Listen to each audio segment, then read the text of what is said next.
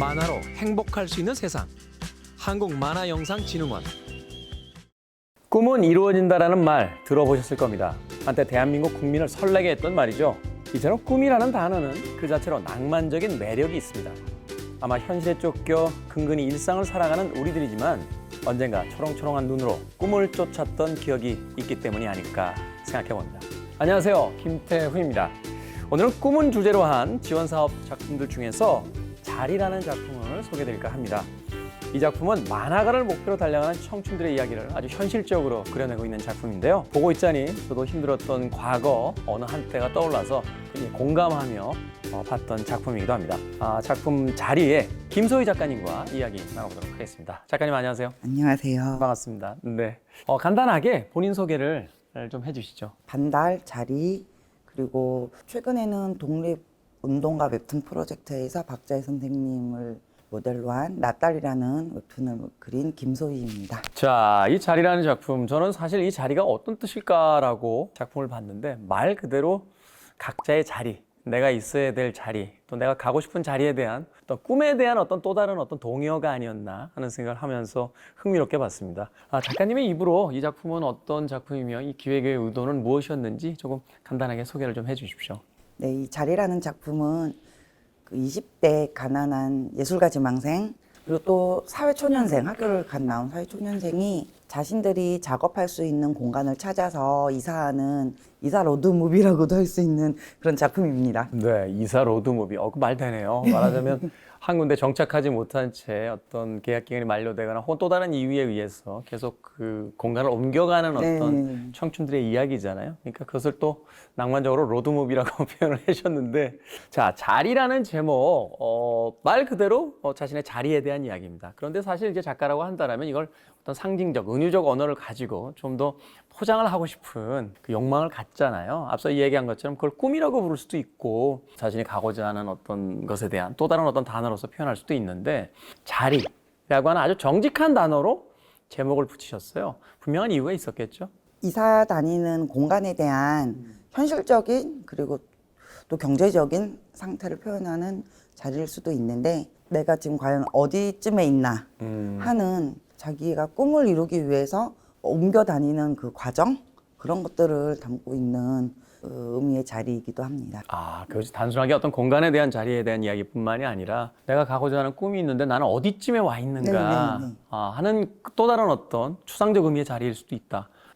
이 작품에 많은 에피소드들이 있는데 그 첫 번째 에피소드 굉장히 재미있고 흥미로우면서도 씁쓸했습니다. 단순하게 이제 자신들이 그 하고자 하는 일에 작업실을 구하는 에피소드에서 출발을 하게 되는데, 공교롭게도 들어갔더니 싼 공간이긴 한데 넓기도 한 공간이고 목욕탕입니다.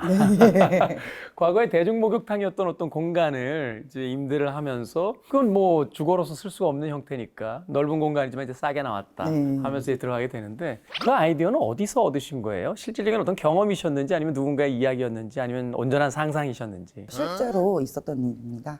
작가님의 실제 경험? 네네네네. 그러면 그 목욕탕에서 실제로 살아보셨어요? 네네네네. 지금은 그 위에 풍경이 전혀 다른데, 그 와우산이라는 그 산 꼭대기가 재개발이 되기 전에 허물다만 건물들이 좀 남아 있었어요. 다 모든 게 끊겨 있는 상태였는데, 그 사이사이 그 예술가들한테 저렴하게 지인을 통해서 이렇게 임대를 해주고는 했었습니다. 근데 그 에피소드에서 제가 참 씁쓸하게 이제 느껴졌던 게 바로 어떻게 목욕탕에서 씻을 수가 없어라고 이야기하는 그 대목이 참 뭉클하게 왔어요. 이 공간은 누군가가 자신의 몸을 씻던 그런 공간인데 왜 우린 여기서 세수조차 제대로, 머리조차 제대로 할 수 없어. 싱크대에서 머리 감을 수 있을 것 같아 라는 대목에서 우엑이라고 그 굉장히 머리 소리를 지르는 장면, 재밌으면서 참 씁쓸했거든요. 그 당시에 그 기억들이 되게 한꺼번에 이렇게 쫙쫙쫙 지나가더라고요.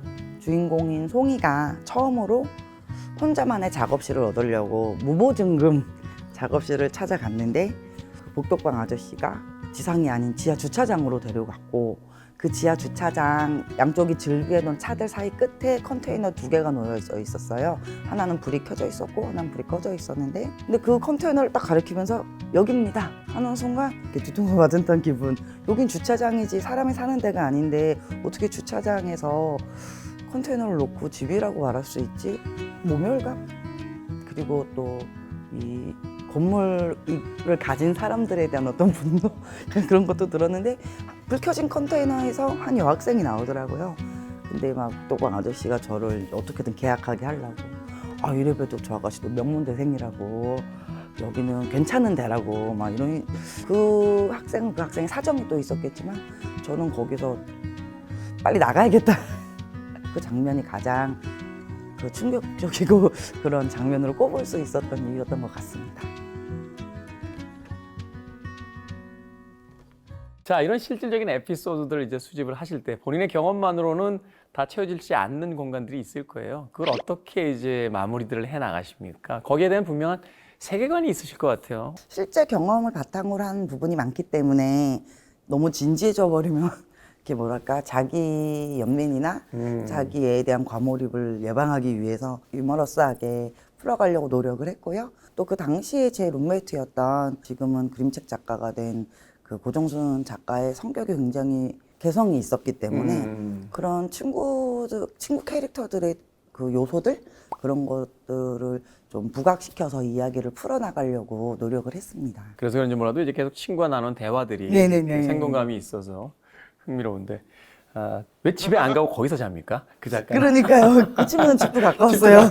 그 대목에서 말하자면 여러 가지 어떤 그 생각이 들었어요. 홀로 남겨질 친구에 대한 어떤 의리 같은 느낌도 네, 그런 있고, 느낌도 있죠. 예, 자신의 공간은 여기라고 또 강하게 주장하고 싶은. 자, 작가님에게 이제 방송에 들어오기 전에 제가 여쭤봤었는데 어떤 경력도 이제 어느 정도 중견 경력을 이제 가지게 되시고, 네, 연배도 이제 젊은 신인 작가들로부터는 조금 이제 앞서가신 그런 작가님인데 계속 젊은 사람들의 이야기를 그리고 있습니다. 사실 이제 작가들이 가장 그 곤혹스러워하고 힘들어하는 건 그 연령대에서 이제 벗어나게 되면 지금 젊은 세대들의 고민에 대해서 사실을 이해하지 못하거나 잘 알지 못하게 될 때가 있잖아요. 계속 젊은이들의 이야기를 그리는 어떤 작가님의 분명한 태도가 있으실 것 같아요. 그건 제 동료들 중에 아직도 청년 작가들이나 후배들이 많이 있어서 그들한테 어떤 현실적인 사정이나 고민 같은 걸 공유하게 되기도 하고 또 배우게 되는 것도 많이 있거든요.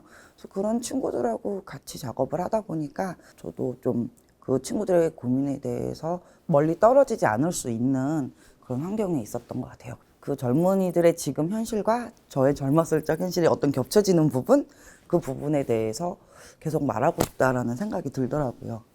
각자의 어떤 특수한 경험들을 섞었을 때 거기서 겹쳐지는 보편적인 네네네. 부분들을 가져다가 이야기를 한다라면 그것이 세대를 아우르는 어떤 네네네. 공감을 가질 수 있을 것 같다. 저도 그래서 그런지 모르겠습니다만 90년대쯤 되면 저도 홍대에서 한참 젊은 친구들하고 저도 그땐 젊었으니까 맥주 잔을 쳐대던 그때의 기억이 소환이 돼서 그 어느 날로 돌아간 듯한 그런 마음으로 이 책 재밌게 봤습니다. 젊은이라는 어떤 특정 그 연령대를 꼭 찍어서 말하고 싶었던 건 사실 아니었는데 물론 전 연령대를 통해서 가장 힘든 시기라고는 생각합니다. 예를 들면 너 20대로 돌아갈래? 그러면은 그러고 싶지 않아. 그걸 또 반복하고 싶지 않아. 막 이런 생각이 들잖아요. 저는 지금 예술가 협동조합을 하고 있는 조합원인데 거기는 연극하는 친구들, 음악하는 친구들, 뭐 그림하는 친구들 되게 다양한 청년들이 같이 일하고 있어요. 그들의 고민이 아까 말씀드렸다시피 제가 이제 이 청춘이었을 때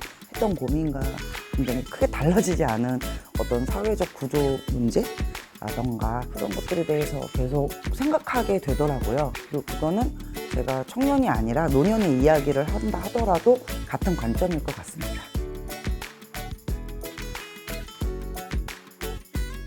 자, 만화영상진흥원의 지원 부분에 이제 선택이 되셔서 이런 책을 내시게도 됐습니다. 어떻게 지원하시게 되셨어요? 이제 반달이라는 책을 내고 두 번째 책을 기획하는데 이 쉽사리 출판이 돼서 진행이 될까 하는 의구심이 있었을 때 이 공고 사업이 있다라는 걸 알게 됐고 네. 다양성 만화 제작 지원이니까 알아주시지 않을까 하는 생각이 들어서 막 준비하게 됐습니다. 그러네요. 이 다양성이라는 것이 제가 다른 그 작가님과도 그런 이야기를 했었습니다만 이것이 상업 출판이라는 어떤 그 틀을 갖게 됐다라면 이런 이야기들을 과연 온전히 작가의 기획 의도를 세상에다 내보내 줬을까 여러 가지 어떤 가감이 있었을 것이며 그 뭔가 장치를 만들려고 했을 텐데 지원 사업이 또 필요한 부분이 바로 그런 부분이 아닌가 하는 또 생각이 드는군요. 작가님의 어떤 창의력을 온전히 그냥 담아낼 수 있는 만화 작가를 꿈을 꾸는 친구들에게 뭐 그들도 청소년일 수 있으니까요. 한마디 좀 남겨주신다면 어떤 게 있을까요? 만화를 그릴 때 뭔가 그림은 그릴수록 느는 것 같아요. 네. 근데 이야기는 내가 무슨 이야기가 하고 싶지? 왜 하고 싶지?